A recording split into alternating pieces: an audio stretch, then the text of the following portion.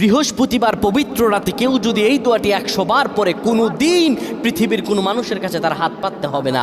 পৃথিবীর সব কিছু তার পায়ের নিচে আল্লাহ হাজির করে দিবেন। দারিদ্রতা থেকে মুক্তি দান করবেন, বিপদ আপদ থেকে মুক্তি দান করবেন, তার সম্মানকে সুউচ্চতা দান করবেন, অসুস্থতা থেকে দূরে রাখবেন। আল্লাহর অশেষ দয়া ও রহম তাকে দান করে দিবেন। সুবহানাল্লাহ। বৃহস্পতিবার রাত এটি গুরুত্বপূর্ণ রাত। এই রাত সপ্তাহে একদিন আসে।